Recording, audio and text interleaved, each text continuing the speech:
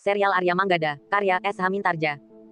Mas Rara episode 4. Para peronda itu kemudian mengikuti anak-anak muda itu ke regol. Namun regol itu masih diselarak dari dalam, sehingga Manggada berkata, kita lewat regol butulan saja. Atau aku harus meloncat masuk dan membuka regol ini. Buka saja regol ini, berkata salah seorang di antara mereka.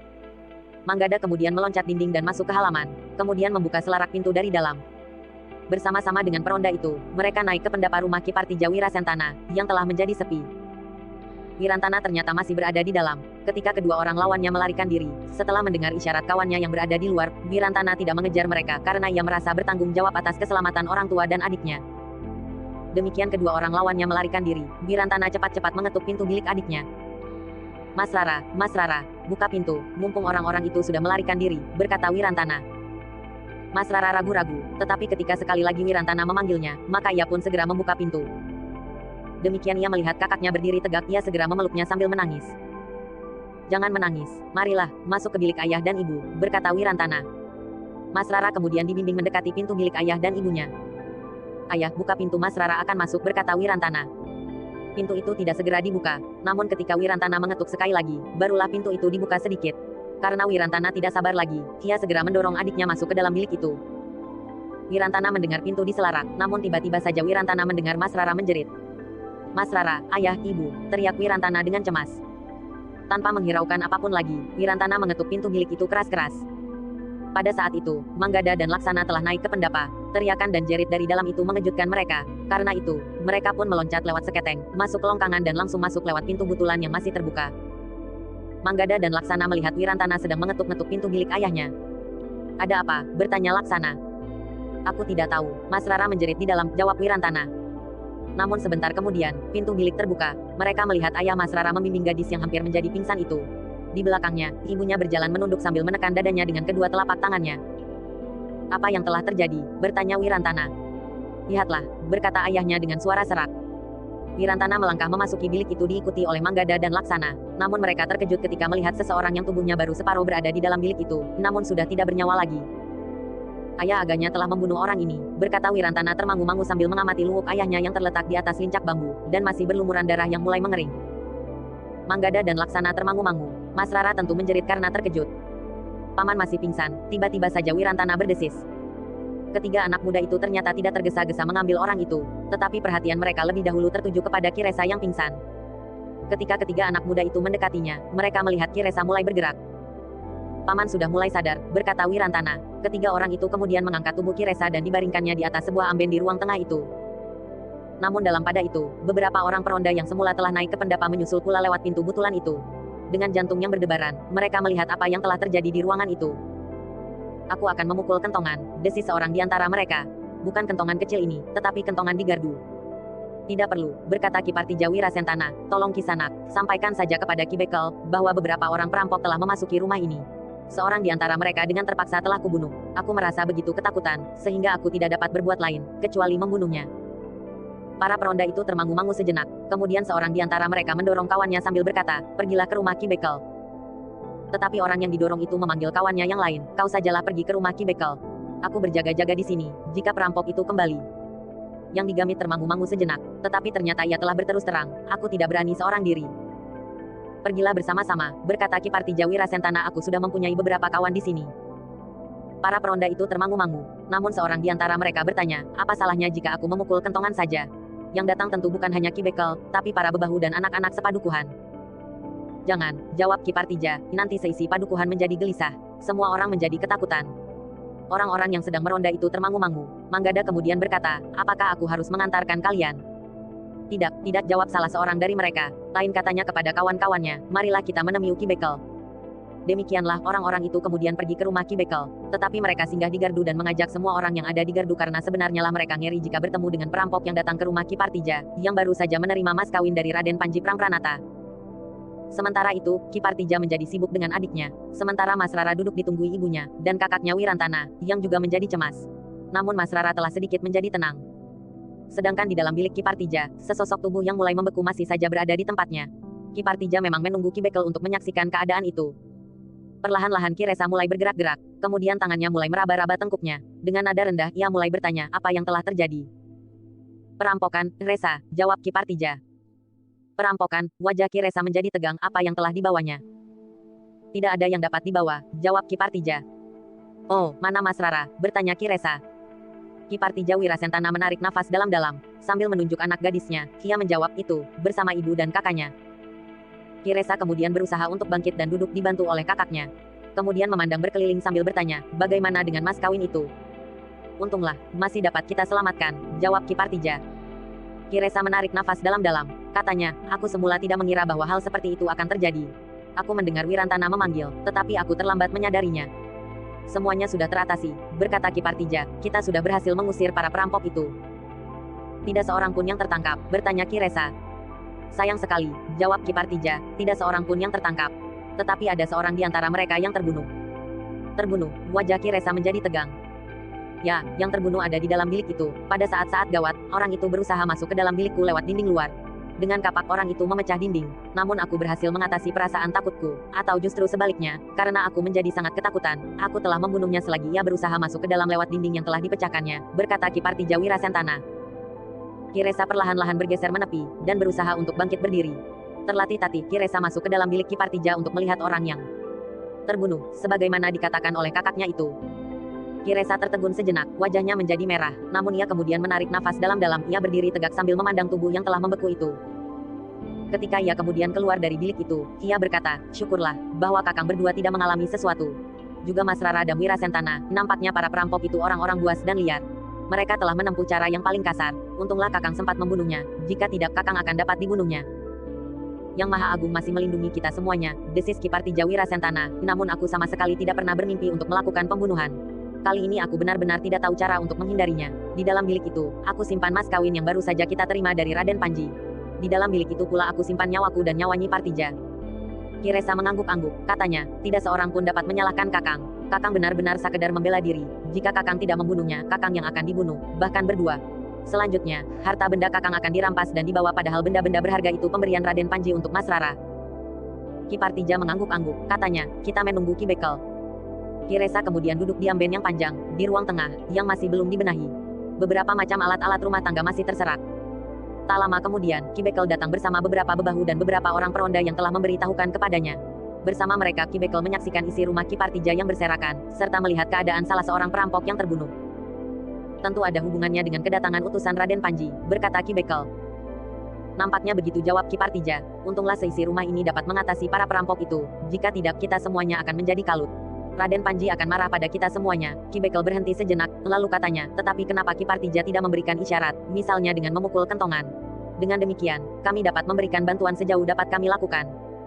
Kami tidak sempat melakukannya, Ki Bekel. Semuanya terjadi begitu tiba-tiba. Adikku tidak sempat berbuat sesuatu. Karena demikian ia membuka pintu, ia langsung mendapat satu pukulan telak, yang membuatnya pingsan, berkata Ki Partija. Ki Resa agaknya terlalu tergesa-gesa membuka pintu, berkata Ki Bekel. Aku sama sekali tidak berpikir tentang perampok, desis Ki Resa.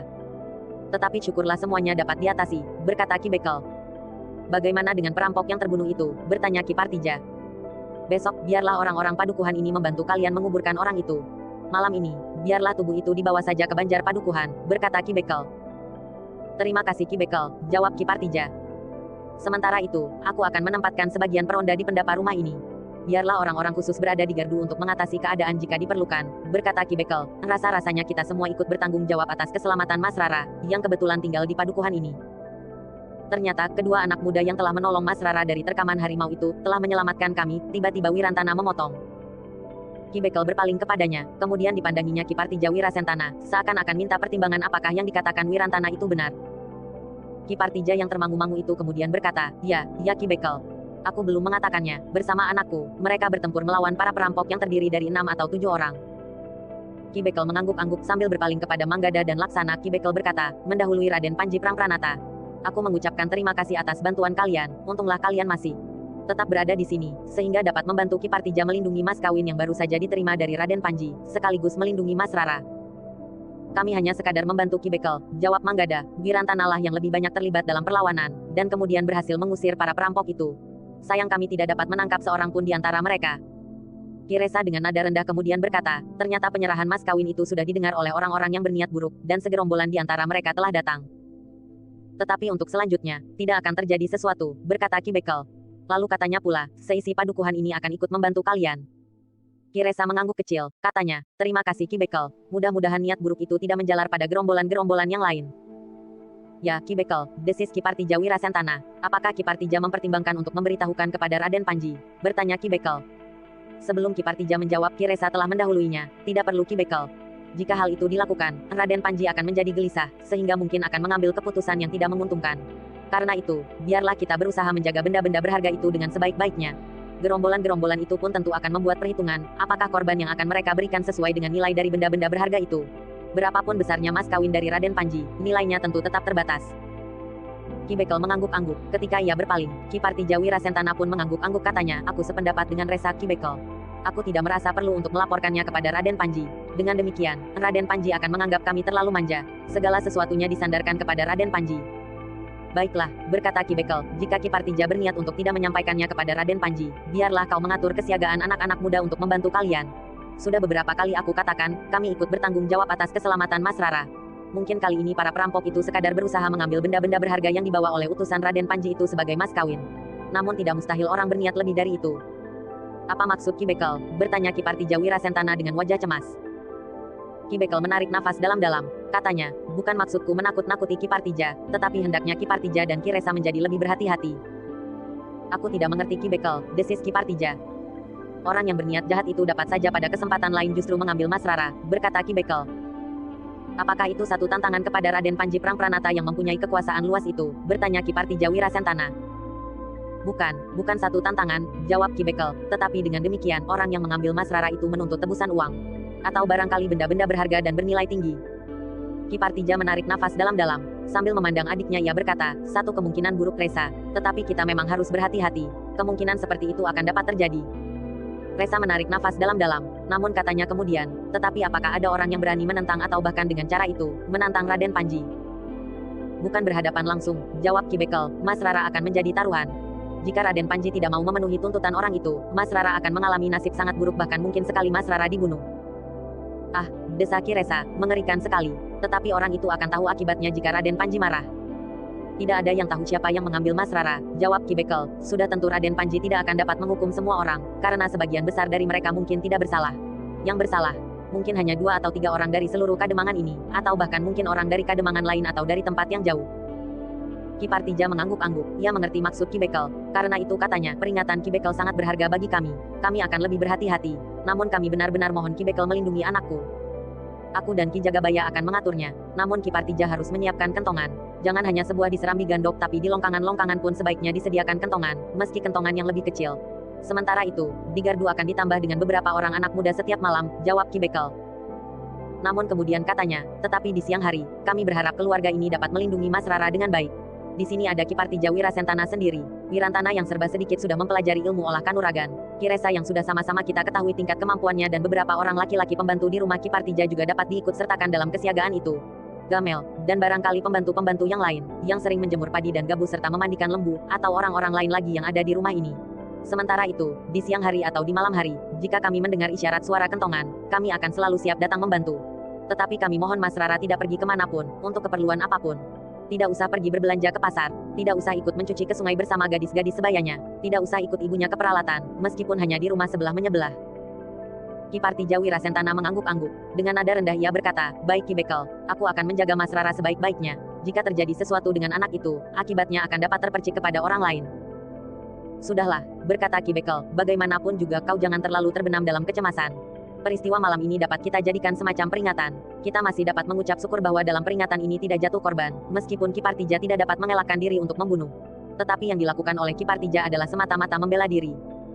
Ki Partija mengangguk-angguk, katanya, terima kasih Ki Bekel, namun bagaimanapun juga kita harus menahan agar Mas Rara tidak keluar dari halaman rumah ini. Demikianlah, sejenak kemudian, Ki Bekel minta diri. Demikian pula orang-orang lain yang ada di rumah Ki Partija Wirasentana. Seperti yang dikatakan Ki Bekel, tubuh yang terbunuh di dalam bilik Ki Partija telah dibawa ke Banjar. Namun Ki Partija tidak sampai hati membebankan semua penyelenggaranya kepada padukuhan. Karena itu, semua biaya penguburan ditanggung Ki Partija Wirasentana. Sementara itu, di rumah Ki Partija Wirasentana beberapa orang tengah sibuk membenahi rumahnya yang rusak, karena seseorang telah memecahkan dinding, juga isi rumah yang tercerai-berai. Bahkan halaman yang terinjak-injak kaki, selagi beberapa orang bertempur. Namun dalam pada itu, Wirantana telah berbicara sungguh-sungguh dengan Manggada dan Laksana. Ia berbicara tentang kemungkinan sebagaimana dikatakan oleh Ki Bekel.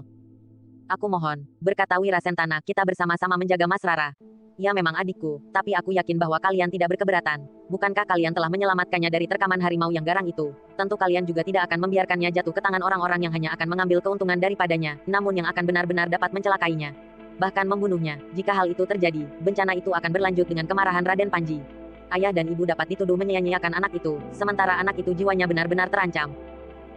Kedua anak muda itu saling berpandangan sejenak, namun kemudian Manggada menjawab, kami sudah berada di rumah ini Wirantana. Bagaimanapun juga kami sudah berjanji untuk tidak melanggar pesan Raden Panji. Kami akan berada di sini sampai saatnya kami ikut dibawa ke rumah Raden Panji bersama Mas Rara, sekitar setengah bulan lagi. Selama ini, tentu saja kami akan ikut bertanggung jawab, apapun yang akan terjadi atas Mas Rara. Terima kasih, peringatan Ki Bekel nampaknya sangat menggelisahkan ayah dan ibu, berkata Wirantana. Tetapi Ki Partija tidak sendiri, jawab Laksana, Ki Bekel dan seluruh padukuhan ini akan berpihak kepadanya jika terjadi sesuatu. Dalam keadaan yang tiba-tiba, pamanmu dan kau sendiri merupakan perisai yang dapat melindungi adikmu sebaik-baiknya. Wirantana mengangguk-angguk, katanya, nampaknya kita memang harus berhati-hati. Persoalannya saling berkaitan, usaha untuk merampok yang gagal itu, bagi para perampok dapat dipergunakan semacam usaha penjajagan atas kekuatan yang ada di rumah ini. Jika mereka datang lagi, mereka akan membawa kekuatan yang lebih besar. Atau mereka akan mencuri kesempatan untuk mengambil Mas Rara. Namun Manggada dan Laksana menyadari, betapa Wirantana menjadi gelisah sebagaimana ayah dan ibunya. Karena itu, Manggada kemudian berkata, yakinkan dirimu, bahwa selama aku ada di sini, dalam perjalanan menuju ke rumah Raden Panji, serta selama aku mendapat kesempatan berada di rumah Raden Panji, aku akan ikut bertanggung jawab, demikian pula Laksana.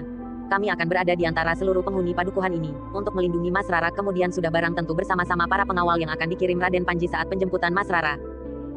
Wirantana mengangguk-angguk, katanya, terima kasih, setidak-tidaknya kesediaan kalian telah membuat hatiku menjadi tenang. Agaknya ayah dan ibu akan menjadi tenang pula mendengar kesediaan kalian, di samping kesediaan paman. Jangan cemas, sejauh dapat kami lakukan, jawab Manggada. Wirantana mengangguk-angguk, lalu katanya, Mas Rara untuk selanjutnya akan selalu berada di ruang dalam.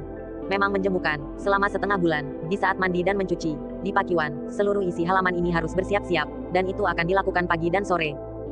Apa boleh buat, berkata Manggada, kami akan mengawasi bagian depan rumah itu, kau dan Ki Partija mengawasi bagian dalam. Selanjutnya, Ki Partija, Wirantana akan dapat menunjuk 1-2 orang untuk mengawasi bagian belakang, barangkali pamanmu atau orang lain.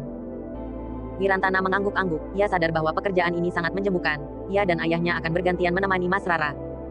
Tetapi tidak dapat diambil jalan lain, peringatan Ki Bekel memang masuk akal, sementara di malam hari, para peronda pun mendapat pesan khusus dari Ki Bekel untuk ikut mengawasi rumah itu. Namun seperti pendapat Ki Resa, Ki Partija Wirasentana tidak berniat memberikan laporan kepada Raden Panji Pranata. Demikianlah, hari demi hari melangkah dengan ketegangan yang mencengkam seisi rumah itu. Para pekerja telah melengkapi diri mereka dengan senjata di lambung. Parang tidak pernah terlepas dari setiap pekerja di rumah itu. Ki Partija yang merasa sangat beruntung, bahwa 2 anak muda yang telah menyelamatkan Mas Rara dari terkaman harimau itu masih berada di rumahnya. Dengan demikian, kedua anak muda itu, bersama anaknya, merupakan pelindung terbaik bagi Mas Rara, di samping pamannya. Namun karena Ki Resa kadang-kadang mempunyai kepentingan sendiri, maka jarang berada di rumah Ki Partija Wirasentana. Yang sering nampak di halaman, di kebun dan bahkan di sebelah kandang, adalah ketiga anak muda itu. Manggada, Laksana dan Wirantana. Namun jika di rumah itu sedang ada beberapa orang pekerja menjemur padi di halaman, atau sedang mengerjakan pekerjaan lain, ketiga anak muda itu menyempatkan diri ke sanggar. Dalam pada itu, Manggada dan Laksana berlandaskan pada ilmu serta pengalamannya, berusaha mengembangkan ilmunya. Bahkan ia sempat memungut beberapa unsur gerak yang bermanfaat untuk melengkapi ilmunya dari Wirantana. Demikian pula sebaliknya, mereka yakin, guru-guru mereka tidak akan keberatan melihat kejadian itu. Dengan demikian, betapapun lambatnya, ilmu mereka telah meningkat, apalagi pada Manggada dan Laksana yang telah mendapat alas kokoh, yang diberikan seorang ajar yang tinggal di pondok terpencil bersama seorang bertubuh bongkok dan sepasang harimau yang dapat dikendalikannya dengan baik. Namun sampai hari yang dijanjikan Raden Panji untuk menjemput Mas Rara tiba, tidak pernah lagi terjadi gangguan berarti atas Mas Rara. Tidak ada perampok yang akan mengambil benda-benda berharga di rumah Ki Partija. Tidak ada pula orang yang berusaha mengambil Mas Rara untuk kepentingan apapun. Namun Ki Bekel tetap membantu sebaik-baiknya. Di malam hari, para peronda tetap mendapat perintah untuk lebih sering melihat-lihat keadaan rumah itu. Jangan hanya lewat sambil memukul kentongan, berkata Ki Bekel, kalian harus melihat dan meyakinkan bahwa tidak terjadi sesuatu di rumah itu. Sebagaimana kalian ketahui, jika Raden Panji Pranata marah, kita semua dapat mengalami perlakuan buruk, karena ia memegang kekuasaan pemerintahan di daerah ini. Bahkan mempunyai wewenang atas sejumlah prajurit. Sebenarnya lah, menjelang hari yang ditentukan itu, para peronda melakukan tugasnya dengan sebaik-baiknya. Tetapi untuk menenteramkan hati para peronda, jumlah mereka berlipat 2. Bahkan sejak 3 hari sebelum hari yang ditentukan, sebagian dari para peronda itu berjaga-jaga di regol halaman rumah Ki Partija bergantian. Namun Ki Partija Wirasentana yang merasa mendapat bantuan besar dari para peronda, setiap malam, menjelang hari-hari yang ditentukan itu, mengirimkan minuman dan makanan bagi para peronda. Mendekati hari yang ditentukan, Ki Partija memang sudah bersiap-siap untuk menerima utusan Raden Panji yang akan menjemput Mas Rara. Tentu satu kelompok utusan yang lebih besar dari saat mereka datang untuk menyerahkan mas kawin. Tetapi Wirantana yang kebetulan berada di regol halaman rumahnya terkejut ketika melihat dua orang berkuda yang langsung menuju ke regol itu. Bahkan keduanya telah berloncatan turun sambil mengangguk hormat. Namun kemudian Wirantana menyadari bahwa seorang di antara kedua orang itu adalah orang yang pernah datang sebagai utusan Raden Panji pada saat menyerahkan mas kawin. Karena itu, Wirantana dengan tergesa-gesa telah menyuruh mereka masuk. Kepada seorang yang sedang sibuk membersihkan halaman, Wirantana berkata, katakan kepada ayah ada utusan dari Raden Panji Prangpranata. Katakan bahwa kami tidak membawa persoalan baru agar Ki Partija tidak menjadi gelisah, berkata utusan yang pernah datang ke rumah itu sebelumnya. Demikianlah, Wirantana mempersilahkan kedua orang itu naik dan duduk di pendapa. Sementara itu, Ki Partija yang diberitahu dengan tergesa-gesa keluar dari peringgitan. Dengan ramah Ki Partija Wirasentana menyapa tamu-tamunya, serta menanyakan kabar keselamatan. Namun dalam pada itu, baik Ki Partija Wirasentana maupun Wirantana, bertanya-tanya di dalam hati, kenapa hanya dua orang yang datang menjemput Mas Rara? Apakah selanjutnya Mas Rara harus pergi bersama mereka dengan berjalan kaki atau naik kuda atau bagaimana?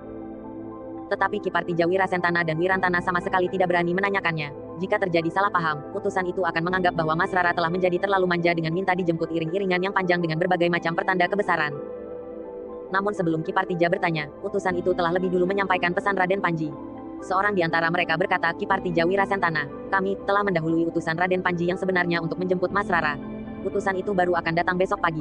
Mereka akan bermalam di sini semalam. Hari berikutnya, mereka akan kembali sambil membawa Mas Rara. Iring-iringan yang membawa Mas Rara akan berangkat menjelang fajar dan akan sampai di rumah Raden Panji malam hari. Iring-iringan itu tidak akan berhenti di perjalanan. Jika harus berhenti, hanya sekadar beristirahat. Namun mereka akan meneruskan perjalanan meskipun menjelang tengah malam, bahkan dini hari berikutnya mereka baru sampai. Ki Partija Wirasentana menarik nafas dalam-dalam, namun ia mulai membayangkan bahwa perjalanan itu adalah perjalanan yang sangat berat. Apalagi jika Mas Rara harus berjalan kaki. Sementara itu, Mas Rara memang belum pernah belajar naik kuda. Mungkin ia akan dapat naik kuda tetapi kudanya harus dituntun oleh seseorang. Dengan nada rendah, Ki Partija Wirasentana kemudian menjawab, segala sesuatunya aku serahkan kepada Raden Panji. Nah, dengan demikian, kami berdua akan bermalam di sini 2 malam. Bukankah Ki Partija tidak berkeberatan? Tentu tidak Kisanak, segala sesuatunya memang sudah dipersiapkan, jawab Ki Partija. Dengan demikian, hari itu, Ki Partija Wirasentana dan keluarganya menjadi sibuk. Mereka bukan saja menyiapkan hidangan dan pelayanan terhadap kedua orang tamunya, tetapi juga bersiap-siap untuk menerima tamu lebih banyak lagi di hari berikutnya. Tetapi Ki Partija Wirasentana tidak berani bertanya jumlah tamunya yang bakal datang. Ia hanya menghubungi tetangga terdekat, jika diperlukan, Ki Partija akan meminjam beberapa ruangan bagi tamu-tamunya itu. Tentu saja tetangga-tetangganya tidak berkeberatan sama sekali. Apalagi mereka tahu, tamu yang akan datang itu adalah utusan Raden Panji Prangpranata yang akan mengambil Mas Rara sebagai istri. Manggada dan Laksana yang telah diberitahu Wirantana, menjadi sedikit lega. Ia sudah terlalu lama terkungkung tanpa berbuat sesuatu yang berarti bagi banyak orang. Jika Mas Rara kemudian dijemput, mereka tentu akan segera mendapatkan kebebasannya kembali. Mereka tidak memikirkan apakah akan menerima hadiah dari Raden Panji atau tidak. Dalam pada itu, ketika Ki Resa datang, seperti ketika utusan yang terakhir datang, sikapnya sangat ramah. Banyak hal yang telah dibicarakan utusan itu dengan Ki Resa tentang keselamatan Mas Rara. Namun baik Ki Partija maupun Ki Resa, masih belum mengatakan perampokan yang telah terjadi di rumah itu.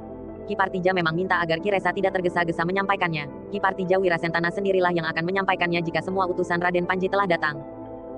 Namun menjelang senja Ki Resa sudah tidak nampak di rumah itu. Ki Partija memang tidak menghiraukannya, karena adiknya itu sudah punya rumah sendiri. Malam itu, Ki Partija Wirasentana masih saja diganggu oleh kegelisahan. Namun kehadiran kedua orang utusan Raden Panji itu membuatnya sedikit tenang. Keduanya tentu orang-orang yang berilmu tinggi. Jika terjadi sesuatu, lawan yang bagaimanapun kuatnya akan teratasi. Seperti malam sebelumnya, beberapa orang peronda berada di regol halaman rumah itu ketika malam turun. Kedua orang utusan yang masih duduk di pendapa, telah mendapat keterangan bahwa para peronda selalu memperhatikan keselamatan para penghuni padukuhan itu, sehingga mereka terbiasa berada di regol-regol halaman, selain mereka yang berada di gardu. Namun agaknya kedua utusan itu dapat menangkap maksud Ki Partija Wirasentana bahwa para peronda yang ada di regol halaman itu ikut membantu berjaga-jaga di rumah yang akan mengadakan upacara pelepasan anak gadisnya. Tetapi mereka sama sekali belum mendapat keterangan tentang perampokan yang telah terjadi. Ketika malam menjadi semakin dalam, kedua orang itu dipersilahkan beristirahat di gandok sebelah. Sementara Manggada dan Laksana berada di gandok lain. Namun keduanya telah diberitahu bahwa besok mereka akan berada di bilik Laksana, karena tamu yang lain akan datang menjemput Mas Rara dan bermalam di rumah itu. Semalam.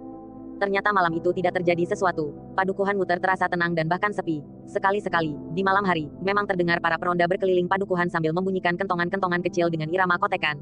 Dengan demikian, mereka yang tertidur terlalu nyenyak akan terbangun. Ketika kemudian fajar menyingsing, dapur di rumah Ki Partija sudah tampak sibuk. Beberapa orang perempuan telah menyiapkan minuman panas bagi dua orang tamu utusan Raden Panji, serta kedua orang anak muda yang telah menyelamatkan Mas Rara.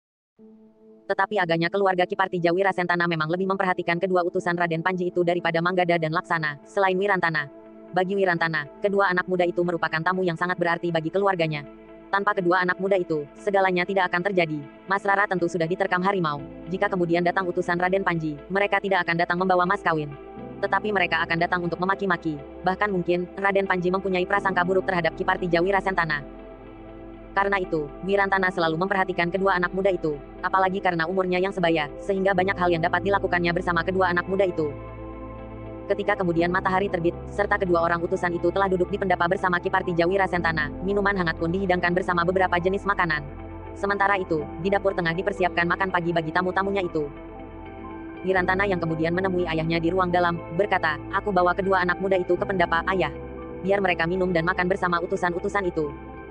"Hei, jangan," cegah ayahnya, "biar saja anak-anak muda itu diserambi. Kawani mereka minum dan makan makanan yang akan dihidangkan." "Kenapa mereka tidak dipersilahkan naik ke pendapa bersama-sama para tamu itu, ayah?" bertanya Wirantana. "Mereka adalah utusan Raden Panji," jawab ayahnya. "Mereka hanya utusan Raden Panji," sahut Wirantana, "sedangkan anak muda-muda itu telah menyelamatkan Mas Rara. Semuanya tidak akan berarti apa-apa tanpa kedua anak-anak muda itu."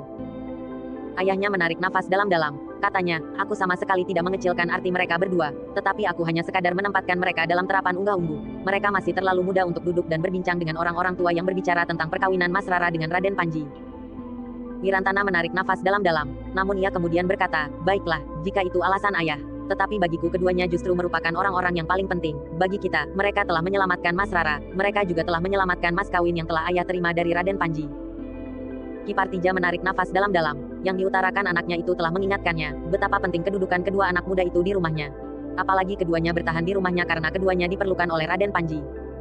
Karena itu, ketika kemudian dihidangkan minuman dan makanan ke Serami Gandok, hidangan itu tidak ubahnya dengan hidangan yang disuguhkan kepada para tamu di pendapa. Namun hari itu, Kipartija Wirasentana harus bersiap-siap menerima tamu yang lebih banyak lagi. Ia memang kesulitan untuk menduga berapa orang yang akan datang, sementara rasa-rasanya ia segan menanyakan kepada kedua utusan yang mendahului itu. Tetapi agaknya utusan itu mengerti kesulitan Kipartija Wirasentana, ketika ia mendengar pembicaraan Kipartija Wirasentana dengan Wirantana di halaman untuk membicarakan beberapa rumah tetangga yang harus mereka pinjam.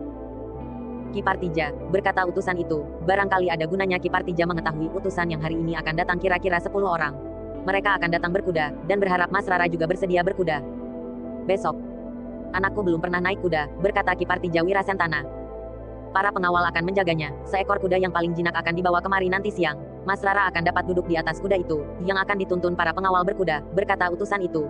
Namun kemudian katanya, "Tetapi jika tidak memungkinkan, Mas Rara akan dibawa dengan tandu. Tandu itu akan disiapkan di sini nanti, agar besok tandu itu dapat dipergunakan. Namun tentu saja perjalanan kita akan menjadi bertambah lama." Kipartija Wirasentana mengangguk-angguk, tetapi ia berdesis, "Aku akan berbicara dengan Mas Rara.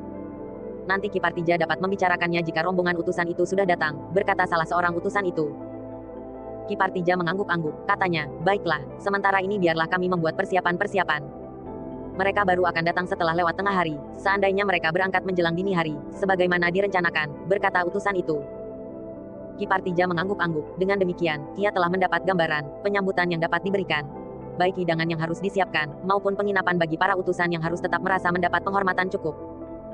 Demikianlah, hari itu Kipartija memang menjadi sibuk. Ketika Kiresa datang, Kiresalah yang kemudian menemani kedua orang utusan itu di pendapa. Bahkan kemudian keduanya ingin berjalan-jalan di sepanjang jalan-jalan padukuhan. Sedangkan Kipartija Wirasentana sendiri menjadi sibuk untuk menyiapkan bilik-bilik di rumah tetangga, sehingga menjadi tempat yang pantas untuk bermalam. Sementara itu, Kipartija telah mohon kepada Ki Bekel bantuan pengamanan tamu-tamunya yang tersebar. Meskipun tamu-tamunya itu tentu memiliki kemampuan prajurit, tetapi karena mereka terpisah-pisah, maka jika terjadi sesuatu pada 1-2 orang yang tidak sempat memberikan isyarat, maka Kipartija Wirasentana tentu akan mengalami kesulitan. "Baiklah," berkata Ki Bekel, "aku sendiri akan memimpin para peronda. Malam nanti aku akan berada di gardu." "Tidak," jawab Kipartija, "aku mohon Ki Bekel ikut menemui tamu-tamuku." Ki Bekel tersenyum, katanya, "Bukankah tamu-tamumu akan datang sebelum matahari turun?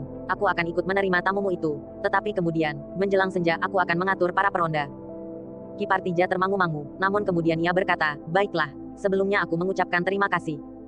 Namun dalam pada itu, Kipartija Wirasentana telah mulai sibuk dengan Mas Rara, bersama 2 orang perempuan yang sudah berusia tua. Keduanya telah memandikan Mas Rara secara khusus, upacara mandi yang biasa dilakukan sehari sebelum perkawinan. Yang dilakukan atas Mas Rara hanya sekedar usaha untuk membuat Mas Rara menjadi lebih cerah dan berbau wangi. Tetapi dengan demikian, di luar sadarnya, beberapa kali Nyi Partija Wirasentana telah menitikkan air mata. Ia merasa bahwa gadisnya itu akan hilang dari keluarganya, untuk selama-lamanya. Ketika Ki Partija melihat istrinya bersedih, berdesis, bukankah kita berharap agar anak kita mendapatkan kesempatan yang lebih baik di masa mendatang? Nyi Partija tidak menjawab, tetapi kepalanya menunduk sedangkan titik-titik air matanya menjadi semakin deras. Nyi, berkata Ki Partija Wirasentana, bukankah kita justru harus bersyukur? Apakah Kakang yakin begitu? Bertanya Nyi Partija. Ki Partija justru terdiam, ditepuknya bahu istrinya sambil berdesis, semua kita serahkan kepada Yang Maha Agung. Istrinya menarik nafas dalam-dalam, tetapi titik-titik air mata itu masih saja mengembun dari matanya.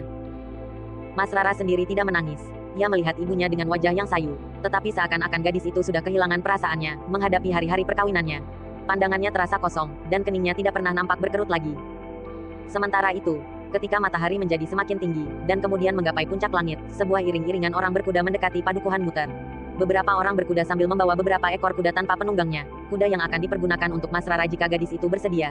Jika tidak, Mas Rara akan dipersilahkan naik ke atas sebuah tandu yang akan dipersiapkan di padukuhan Muter. Seorang di antara mereka, berkuda paling depan sambil membawa tombak pendek, nampaknya ia adalah pemimpin dari iring-iringan yang akan menjemput Mas Rara itu. Sepanjang perjalanan, kelompok orang berkuda itu sama sekali tidak menemui hambatan. Mereka melewati jalan-jalan padukuhan dan bulak-bulak panjang. Kehadiran mereka di sepanjang perjalanan memang menarik perhatian banyak orang, tetapi tidak seorang pun yang sempat bertanya, karena iring-iringan itu berjalan agak cepat, meski tidak berpacu. Tetapi di luar pengetahuan mereka, yang berada di dalam iring-iringan itu, dua orang tengah mengamati mereka dari kejauhan. Mereka sempat menghitung jumlah orang berkuda itu, sehingga dengan demikian mereka dapat memperkirakan kekuatan dari orang-orang yang akan menjemput Mas Rara itu. Sekitar 10 orang, desis seorang di antara mereka. Ada kuda yang tidak berpenumpang, sahut yang lain. Kita dapat membicarakannya dengan Ki Lurah, berkata orang pertama. Kedua orang itu mengangguk-angguk, namun seorang di antara mereka bergumam, selain mereka, masih ada dua orang anak muda yang harus diperhitungkan. Kedua anak muda yang juga akan dibawa menghadap Raden Panji. Siapa? Bertanya kawannya. Dua anak muda yang telah menolong Mas Rara ketika gadis itu hampir diterkam harimau, jawab yang lain. Kawannya mengangguk-angguk, katanya, jadi 12 orang. Kita harus menghitung kedua anak muda itu, karena mereka juga memiliki kemampuan untuk bertempur. Dua orang lagi, jawab yang lain, yang kemarin sudah datang mendahului. Ya, Ki Lurah sudah tahu, gumam kawannya. Ketika iring-iringan itu lewat, keduanya meninggalkan tempat itu untuk memberikan laporan kepada Ki Lurah. Seorang yang bertubuh tinggi kekar dan berkumis lebat, seorang pemimpin gerombolan yang disegani. Namun untuk menghadapi setidak-tidaknya 14 orang prajurit, gerombolan itu masih memerlukan bantuan dari gerombolan lain, yang tinggal di tempat yang agak jauh. Tetapi sebelumnya gerombolan itu memang sudah dihubungi. Apabila diperlukan, akan datang penghubung untuk memberitahukannya. Dalam pada itu, beberapa saat kemudian, kelompok utusan Raden Panji telah memasuki pedukuhan Muter, kemudian menyusuri jalan pedukuhan langsung menuju ke rumah Ki Partija Wirasentana. Pedukuhan Muter segera menjadi ramai. Orang-orang pedukuhan itu telah keluar dari regol-regol halaman untuk menyaksikan iring-iringan. Mereka tahu bahwa iring-iringan itu datang untuk menjemput Mas Rara. Gadis itu telah membawa keberuntungan bagi orang tuanya, desis perempuan separuh baya. Perempuan lain menjawab, Ki Partija Wirasentana suami istri adalah orang-orang yang selalu berprihatin bagi anak-anaknya. Sekarang ia akan menarik buahnya, anak gadisnya akan menjadi istri seorang berpangkat tinggi dan punya kekuasaan yang besar. Perempuan separuh baya itu mengangguk-angguk, katanya, gadisku yang diambil orang pedukuhan sebelah itu ternyata hidupnya tidak lebih baik dari kita semuanya. Sawah suaminya hanya beberapa kotak saja, sementara masih harus mengurusi mertuanya yang sudah mulai pikun. Perempuan yang lain itu pun menyahut, bukankah itu sudah cukup baik daripada menjadi perawan tua seperti anak Priman itu? Oh, itu salah orang tuanya. Ayah dan ibunya terlalu garang dan pilihannya pun terlampau sulit untuk dapat dipenuhi, sehingga akhirnya, gadis itu malah tidak pernah mendapat jodohnya, sahut perempuan setengah baya itu. Keduanya terdiam, iring-iringan itu menjadi semakin jauh, namun terasa keagungan yang akan memancar dari rumah Ki Partija Wirasentana.